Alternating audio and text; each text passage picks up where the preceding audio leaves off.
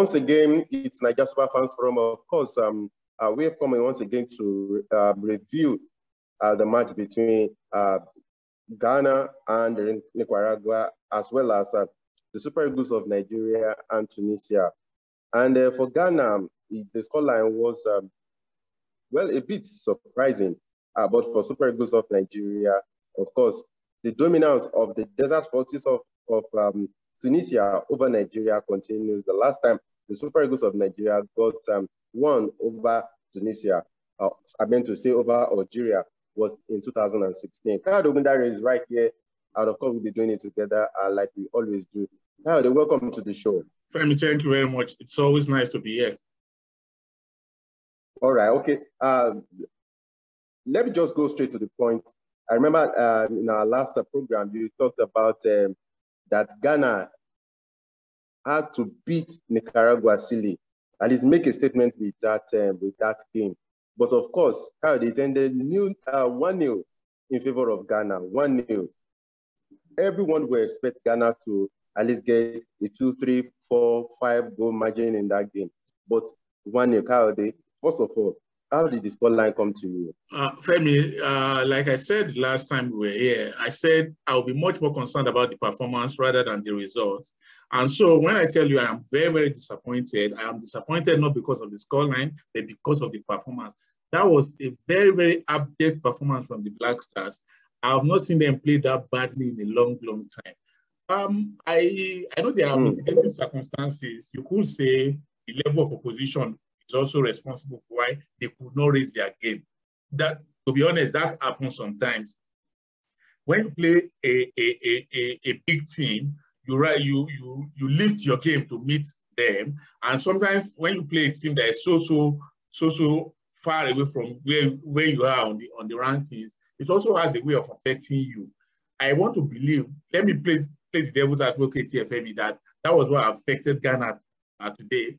That because they were playing a team that is so inferior to them, they couldn't raise their game. But then that raises another question, that if you cannot play, if you cannot raise your game to fit the exigencies of each match, then there's a big problem. What this game tells me, in essence, Femi, is that Ghana is not ready for the World Cup. I'm sorry to hurt a lot of people.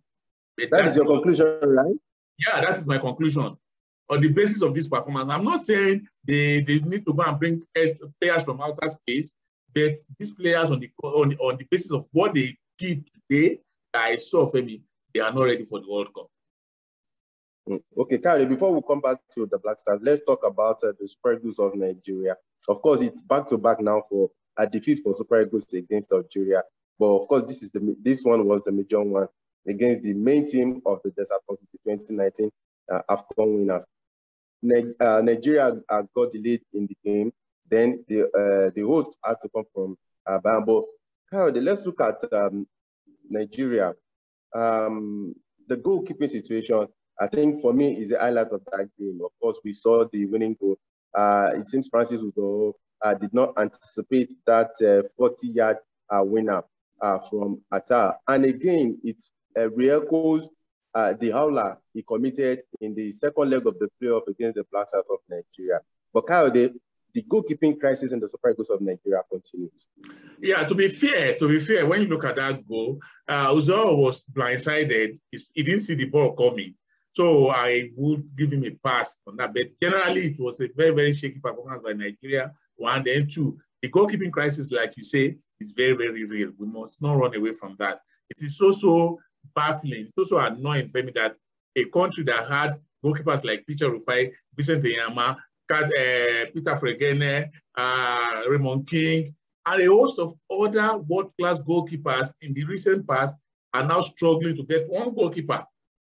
Just one goalkeeper. It speaks to our issues. And for me, I think the Israeli-based Bayo Adeleye has not gotten enough playing time. We saw him in the last game. He kept the second half. He did pretty well. I would want to see him play more before we make a conclusion. But generally, we have a goalkeeping crisis in the Super Eagles as we speak. It seems we've used all our options in terms of foreign-based goalkeepers. Do you think it is time we should come back to the MPFL and see if we can at least get something? Because, of course, Vincent Enyama, I remember days ago, Tukudi was saying that while he was at Enyimba, Enyama was the fourth choice goalkeeper. Fourth, 1, 2, 3, 4. But eventually we saw what it became for the Super Eagles of Nigeria. Do you think it is time for the Super Eagles and maybe particularly Keshoromu to look at the MPFL and see if we can get a local goalkeeper to at least to solve this crisis? Femi, I think our problem is always the fear to experiment. We are always afraid of what will happen, the fear of failure. And once you are bogged down by the fear of failure, Femi, it is very, very difficult to make progress. We should be bold enough to give these players the opportunity to play. Worst case scenario, they make all these silly mistakes that the foreign-based players are making, and nobody is killing them. So nobody will kill the domestic league players too. Let us be bold enough. I think Ikeshurumu and the rest of the technical crew to be bold enough to allow these players throw the camp open for goalkeepers, because we should declare a state of emergency in the goalkeeping department, Femi. It is that bad. And I am sure that there are goalkeepers in the Nigerian league. But because of our fixation with foreign-based players, we tend to overlook them. We just feel once a player is abroad, he's naturally better than the ones at home. It doesn't have to be like that, Femi. We have to give these boys at home. At least off the top of my head, I can count like 4, 5, 6 goalkeepers in the Nigerian league that could do even if not better than what these players are doing. They will do the same. And for me, it is just for a lack of trying. We have not tried enough. We should be doing more than that. Yeah. Okay, Kyle, lastly, before we go back to Ghana, Nicaragua, let's talk about your impression about Jose Peseiro. It's a back-to-back defeat for Super Eagles now. Of course, last week they lost to Team B of Algeria. They played the 2-2 draw. The 2-2 draw, rather, I meant to say, sorry. 2-2 draw. Now, this one is a defeat, a 2-1 defeat. Now, what is your impression about him? Of course, the two qualifiers for the 2024 AFCON, of course, he got victory in those ones, but these ones, what is your impression about it? It just shows that the Algerians they have a better squad. We play their team B, we force them to a draw. We play the team A, they beat us. So for me, what that means is that Algeria have a decent squad. We do not have yet, even though we had the complement of our full squad.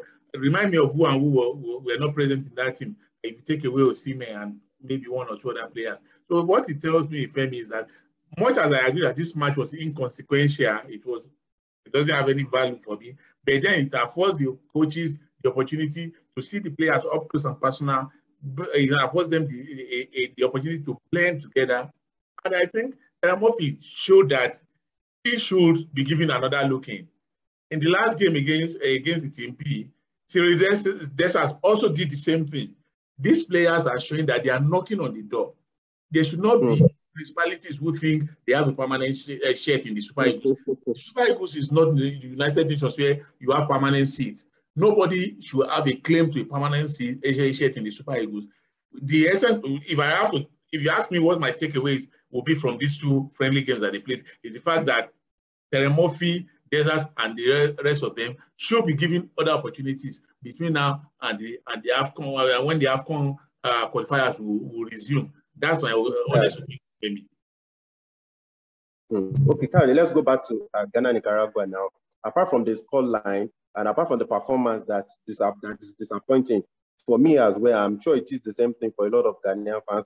Let's look at the last time we talked about what Otuado should be demanding from its players. But obviously, it seems that was missing today, Kyle. There's no motivation that is greater than self-motivation. Femi, if you cannot motivate yourself, nobody, not money, not the promise of heaven will motivate you to do what you have to do. I keep saying this, it is not a lack of talent. The players are talented, but they are not just able to raise their game. 1, Femi, then 2, I'm not going to absolve Otuado of blame. I am not a coach yet, but I know a thing or two about this game.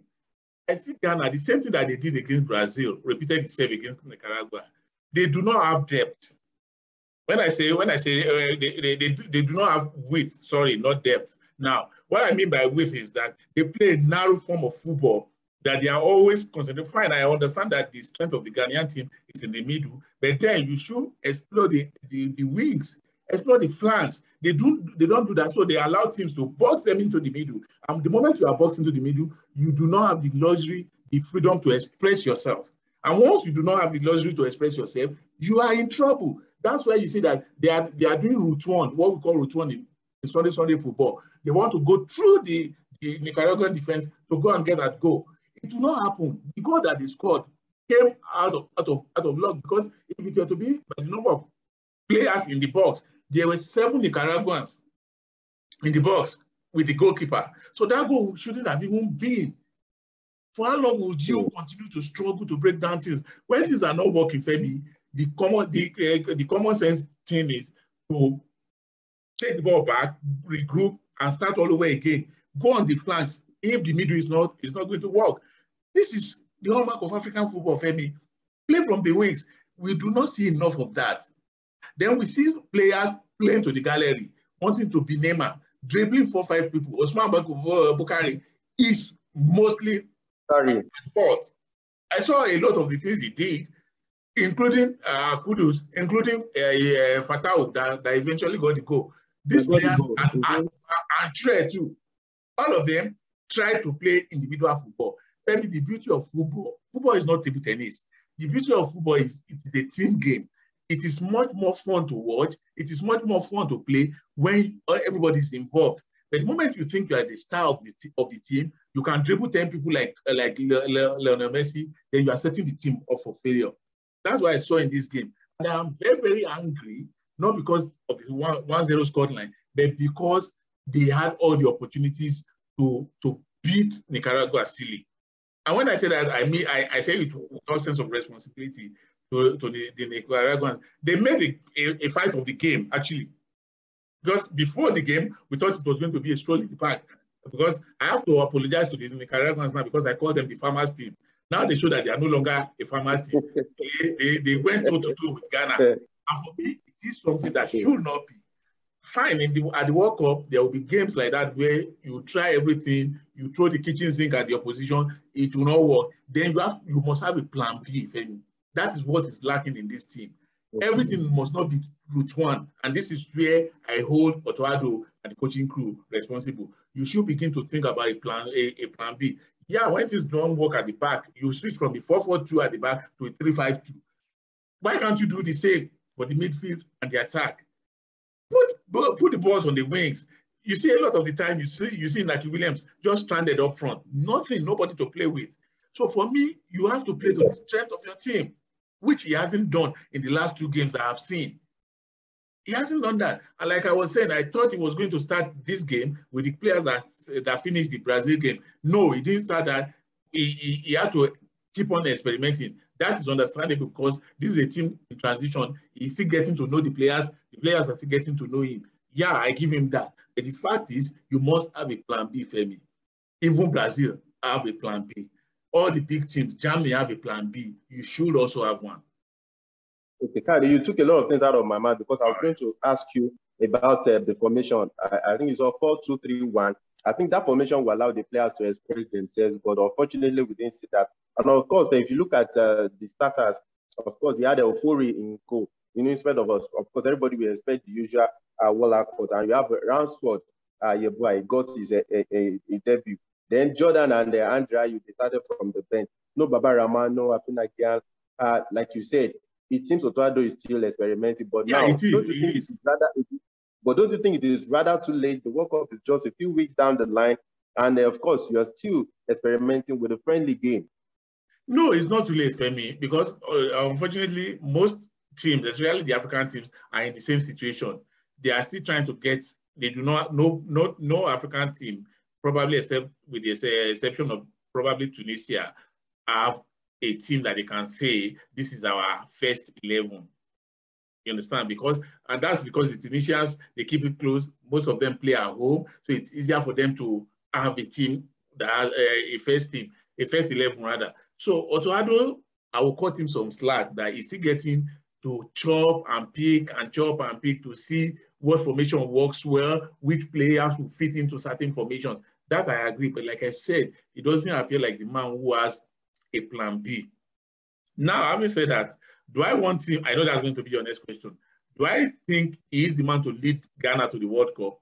Yes, absolutely, 100%. He is. Yeah, I know, Femi, I know you. I know that's going to be your next question. Is he the right man? Yes, I have absolute. Of course, it's too late to make any changes. No, it's not. They could just sidetrack him and ask Putin to take over or whoever. It is never too late in Africa to do the absurd. But what I think is, he is the right man to lead this team. We should just support him. If eventually, we should just support him. If eventually the team does not do well, then we can now sit down and have another conversation. But for now, everyone must be on deck to support this team. For me, it is not time to say, why is this, why is that? In fact, like you said, let me borrow your word, it is too late to begin to bicker that why is this person not in the team? Why is this person in the team? Let us support the players. As far as they are Ghanaians, they have Ghanaian blood running in their vein. Let us support them at the World Cup. That's what I think we should be doing. But for the coach, he has a lot to do. Even by now, Femi, the euphoria of qualification for the World Cup would have died down now. Now, everybody should know that there's work to be done in order to do well at the World Cup, because it's not just about participating at the World Cup. You want to go there and do well and make a statement for Africa. So if that's the end game, then you should know that there's work to be done. And the work to be done, none of the teams going to the World Cup will be as poor as Nicaragua. Femi, let that sink in. The level of opposition at the World Cup will be higher, way higher. In fact, much higher than what they saw against Nicaragua. But I believe one thing, the Ghana squad, a team that I saw at the Kirin Cup against Chile, the Ghana team that played the second half against Brazil. Yeah, after the program, a friend told me that probably because Brazil were leading 3-0, so they took their leg off the pedal. I said no. What Ghana did was Ghana raised their game. Even if Brazil Ghana raised their game. So the team that is capable of doing that should be capable of doing that against a team like Nicaragua. So what they need now is consistency, Femi. Consistency. You cannot pick and choose when you do well. It is not allowed in football. Modern day football, that was why I asked you about experimenting, because like you said, you observed that or you suggested that perhaps Ronaldo should start the game against Nicaragua with the same team that finished against Brazil. That was why I asked if it is not rather too late to keep experimenting at this time. Maybe if you don't experiment, you will see the truth is, even up till the World Cup, when the games are going on, it will still need to be experimenting. There is no finished team anywhere, Femi. No team is the finished article. Even this Brazil that we are talking about, that we are calling favorites, they are not a finished article yet. So he will still keep doing that. But then he will have a small cluster of players in his mind that, okay, if I close my eyes, XYZ should be able to do this. BAJ should be able to do this. That is normal. It is given. But he has to get to a point where it begins to show, because if you want players, if you want to demand more from players, you have to show that you have more. He himself begins to instill confidence in the players by showing that he's confident, by showing that he's in charge. Any coach that is not in charge cannot instill confidence in the players. He has to show he's in charge. I expected that after today's game, he should have given them a tongue lashing. Tell them that the door is open for anybody to come in or to go out. Anybody's share is guaranteed. So that's what I think he should be doing. That's what I think he should be doing. But I won't deceive you. I'm sure I speak the minds of millions of Ghanaians when I say this team has let them down against Nicaragua. And look at the contrast. They lost against Brazil. Yeah, people were willing to give them the benefit of the doubt. Now they won against Nicaragua. It is smelling like a defeat. So that's why I think. And if you think I'm angry, because you always say I'm always angry. If you think I'm angry at the performance, not at the scoreline. I'm angry at the performance of of the Black Stars. They should be doing better than that. I think the feeling is mutual. But let's talk about what Otuado should do, or what can he do in order to get the confidence or our confidence back? Because I won't lie to you, it is really winning out. What if you want to get our confidence back, you should go and win the World Cup. And to you, that is impossible. Right? So to you, it is impossible. You should go and win the World Cup if you want to get. Yeah, joking apart, I think what you can do now is there's, like you said, I'm not sure. I think they still have just one game before the World Cup proper starts. And against South Korea, who are they playing? They are playing a team again for. Yeah, I think they are playing one Asian opposition. I think it's South Korea. I can't remember exactly. Now, between now and that game, it should present a team that even when they lose, people will stand up and clap for them. That's what I think we should do to win our confidence back. For me, like I always said, doing badly in preparations is not a determinant of how a team is going to perform at the World Cup, at the competition proper. You remember Nigeria, let me give you two instances. On the way to France 98, we were not doing well. We were just being beaten left, right, and center. But we went to the World Cup, we defeated Spain, we defeated Bulgaria, and we go to the second round of the competition before we got stuck. 4 years later, in 2002, we were beating everybody on the way to the competition. We got to the competition, we got beaten, and we came back after the first round. So for me, that is not an indication of what this team is going to do. But the team must instill confidence in us. They must not allow Ghanaians to die at failure. They have to do better than they are doing now. All right, Kayode, let's look at the result of other African countries heading to the World Cup. Let's look at the friendly result.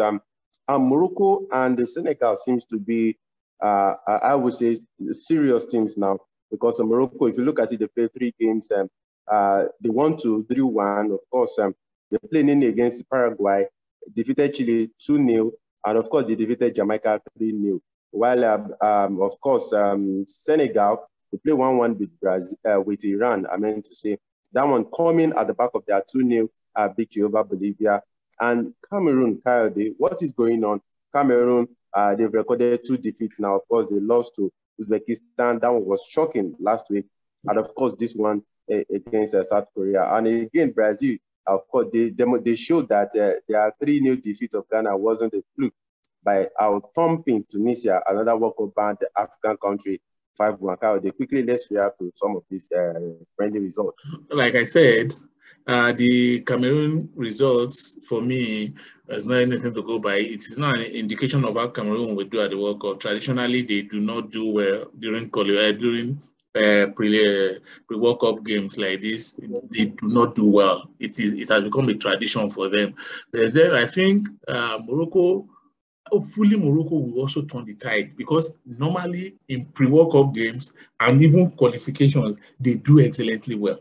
But when then they go to the World Cup and they just fall flat. So Tunisia, the North Africans, I want to repose much hope in them that they will be able to do the right thing at this World Cup, hopefully. But Senegal also, I saw their game against Bolivia. They did pretty well, they were solid. But then that one game is not enough to say this is how they are going to do. And they played 1-1 with Iran too. That is not enough to say what they're going to do. But until we get to the World Cup, family, let's just keep our fingers crossed and hope all of these 5 teams will do us proud at the World Cup. I am expecting, like I said, I have set a target for the African teams. The quarterfinals, nothing less. That's my hope.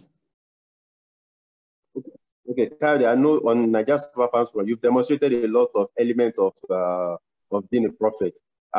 Let's look at the 5 African teams.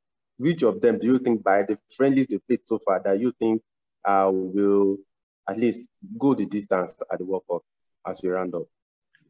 For me, this might be a little bit tricky, because I mean, I just told you that the friendlies are not enough to determine who is going to do well.